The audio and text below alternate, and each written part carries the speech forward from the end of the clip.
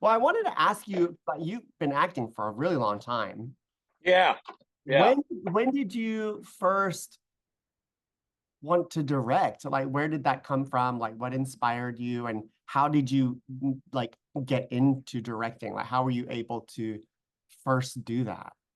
Crossover, yeah. Well, directing, I guess it's a cliche to say I always wanted to direct but I kind of did, although I didn't. I mean, like I came out to LA to be an actor. I wanted to be an actor. I'm from Nashville, Tennessee. My goal is to be an actor. I went to theater school in California. So acting was my focus. I always had a fascination with directing, not directing, but TV and film directing. And I don't think I thought of myself as capable of doing it because it seemed like a secret language I did not know. It's like, and I was like, I wouldn't. So I'm not even sure I could say I wanted to direct back then because that's a little like me saying now I want to experience weightlessness. I don't even know what that means. You know what I mean? Like, so it's a concept that I'm like, sure, maybe I do, but like, how would I possibly? I'd like to be fluent in two languages too, but what are the odds? But then, so I finished my degree and got into acting and really chipped away at it, and you know, had some success, got some jobs and got into it a little bit. But going to sets, I was one of those kids who between takes wouldn't go to my trailer. I would just stay there and watch what they're doing, to see how the sausage was made. I was just fascinated by that. And the older I got, and the more I got into it, and then I started writing. And when you start writing, seriously writing, I started writing, like 25 or 26, and taking it very seriously. And when you do that, you start thinking kind of like a director because now you're thinking in terms of like, okay, this sequence is going to be shot this way, or at least I'm going to describe it this way in order to take the reader down this path to make this joke land or to make this scary moment happen, or whatever. So you start thinking in a visual medium, not like a novel. The words aren't painting the picture. You're using the words to let somebody know how they're going to paint the picture with the camera. So it's a different kind of thought process in the writing. And the more I did that, the more I'm like, man, I feel like I want to be on the other side telling this story as I'm writing my own stuff. I want to be there to tell the story. And wrote for years and years and years and had some near misses with some movies getting made. And all the while thought, I'm going to direct one of my own movies. Well, and I know we're sitting here talking about Glenn, who directs his own movies, but I just had no idea how to even go about that. The things I was writing were not shootable on my own money. They were, Mhm. I would have to go get a producer.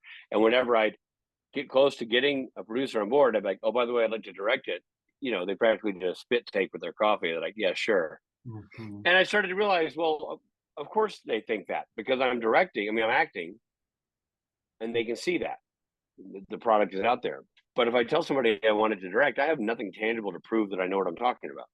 So I need to I need to give them something that shows that I know what I'm talking about.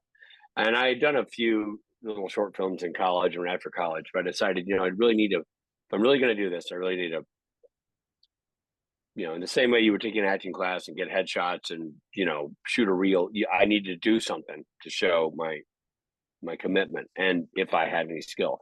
So I wrote and directed a short film that I was not in on purpose. I didn't put myself in it because it wasn't to show that I was like a jack of all trades. I was trying to show one trade. The film did very well in the festival circuit. That's actually how I met Glenn and Casey because it played 30 some odd festivals in the US and in Europe. And so I traveled with the film as much as I could to sort of go out there and meet other filmmakers and reinvent how I was perceived and how I perceived myself. And the film did well enough to get bought by a small company and put on iTunes and put on some airplanes, and that was cool. And I then would use it because I was acting at the same time, and I would use it to sort of send out to producers I had been working with to go, I direct, and here's my film. And my thought was, I'm not going to tell any business person. I'll tell my friends, but I'm not going to tell any business connection that I've directed a movie until I've played 10 festivals. Because I feel like if I can't get into 10 festivals, maybe that's fate or the Lord telling me something. Yeah. And if I can, that's a great conversation starter in an email to go, hey, my short film just played its 10th festival. May I send it to you?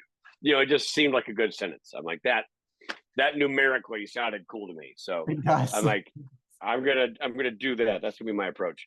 I did that, and I'd send it to people, and some people would, you know, not watch it, and some people would, and I would really be pestering. And you know, this is going back to 2014, 2013, 2014. So now I'm sending DVDs. I'm not just sending links. At the time, you could send a link or a DVD, and I was advised by friends, send a DVD, because then if they watch it, you know they watched it. They stopped, they put it on the DVD, and they watched it. And they didn't click a link, take a phone call, click a link, go microwave their coffee, you know.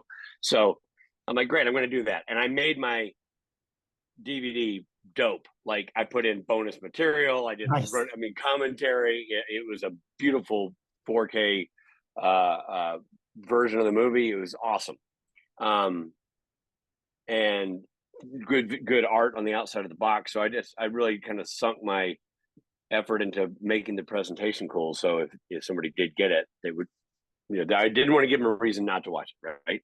Sure. So I wanted to give them every reason to sort of stay engaged. After that, Supernatural, you know, was the one show that I had been on recently at that time.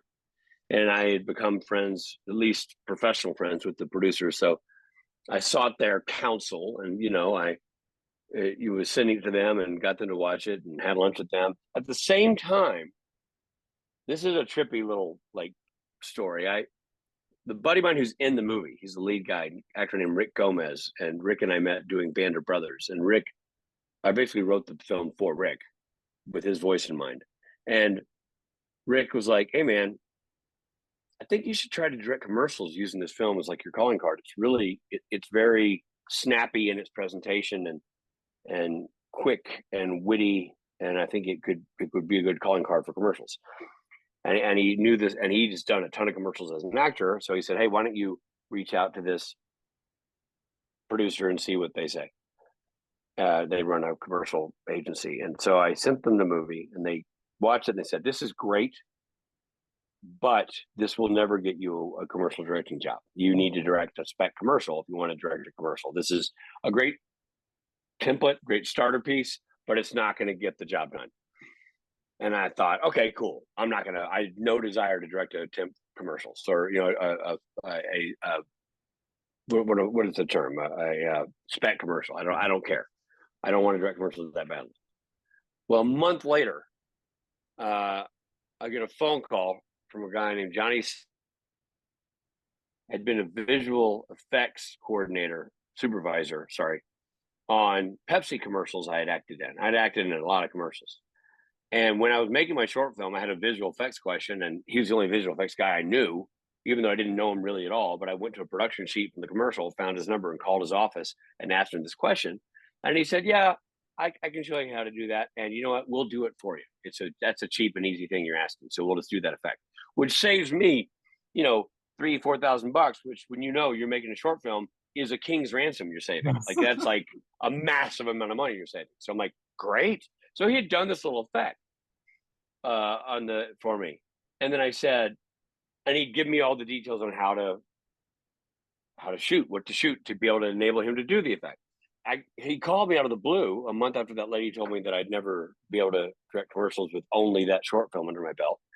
And he called and he said, hey, I'm Johnny Simrad. And I go, yeah, I know. You did the visual effects in my movie. He's like, yeah, I know.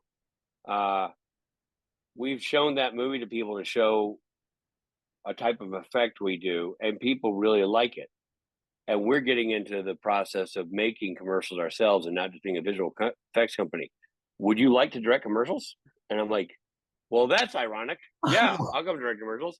And he's like, great, I got a job for you next week. So I started flying to New York because he wanted it. We were co-directing. He was like, look, he's a people person in terms of talking, but he's not a people person in terms of directing people, at least not at that point. Quiet, sort of introverted fellow. So he's like, you do that part. I'll worry about the visual effect part of it. And he was pitching for big visual effect commercials. He got me on a set directing, you know, somebody else's stuff, not my own. And he got me in a room talking to other people and set me up to meet their expectations, not just my own. Because before I was just directing my own stuff, so I never had anybody looking over my shoulder. And eventually I directed a few of my own commercials for him, and that was a great experience.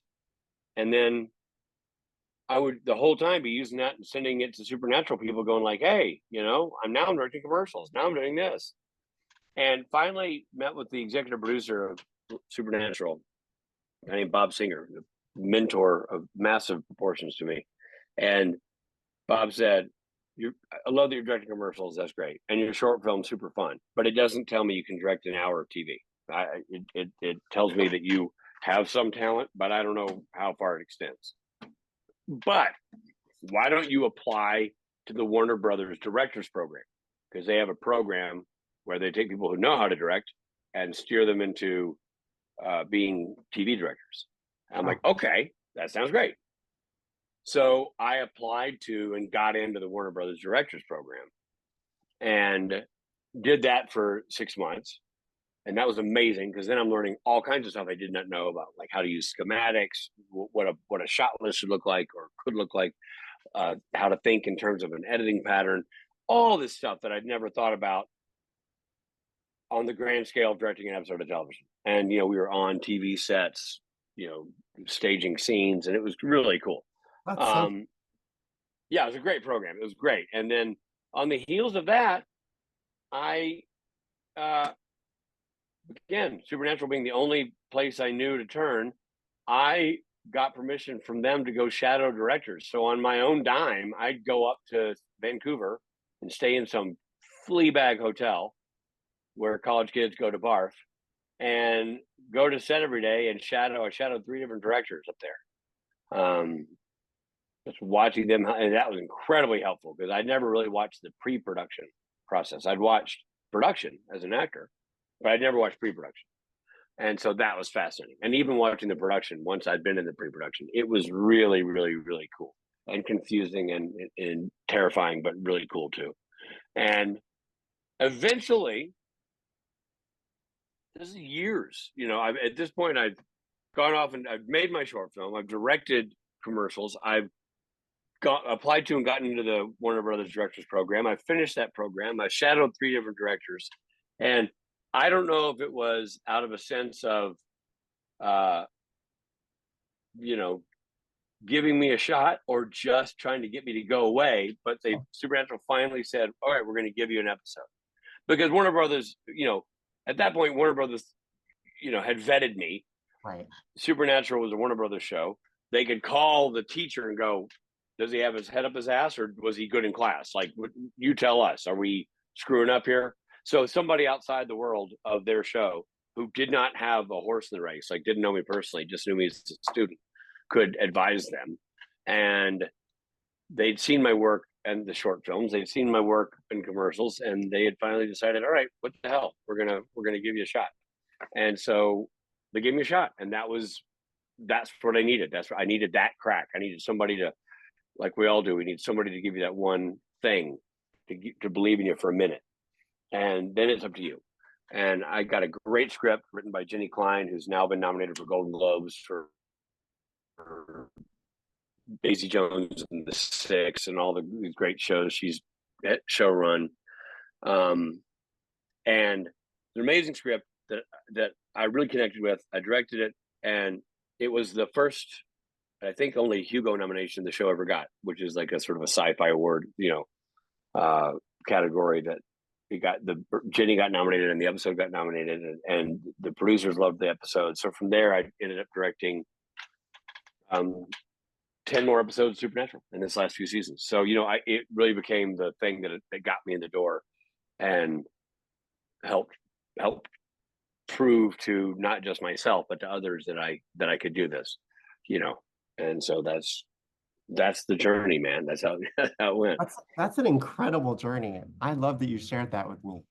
Yeah, I know it's a long answer to a short question, but I mean, it's like, there's no real other way to tell it because that's what happened. That's what it is. It's I mean, that that's the process, real answer. You don't always get there